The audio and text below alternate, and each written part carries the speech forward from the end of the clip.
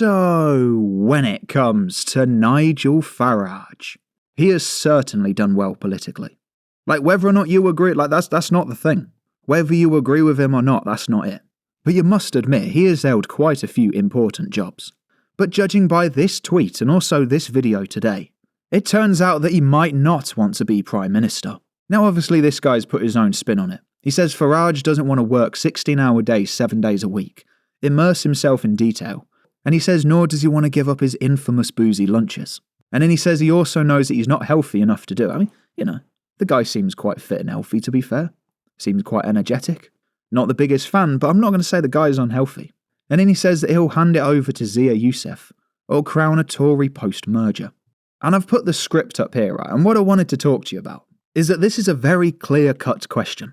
The interviewer from GB News, he says, you want to be Prime Minister yourself, don't you? And you would think, right, someone who's leading a party in the UK, and someone who keeps trying to push them into power, you'd like to think he's got quite a simple answer when it comes to that question. It should be a yes, like a passionate yes as well. Even like, I'll do it today. Let's go, have you got the keys on you? Let's go in there now. But instead he just, it's just like a massive roundabout answer. He says, I see myself right at the moment to be the right person to lead a completely new political movement. And he says, if someone younger or better looking comes along, who's more capable than me, he says, do you know what, I'll recognise it. And on one hand, I can't really fault that last bit there. It could be 10, 15, 20 years until Reform get into power. But when it comes to, younger and more capable, truth be told, I think a lot of us here are thinking that he's talking about Zia Yusuf. Now, obviously, we wouldn't agree with that. But, that could be the old switch move.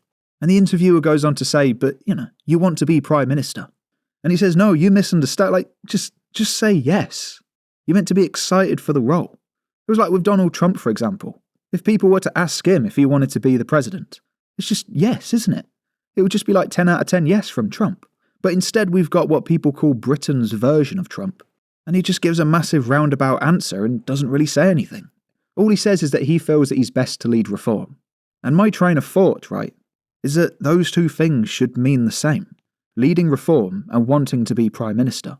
But are we just going to get absolutely Zia Yusuf'd? Like, that could be it. It'd be quite a twist.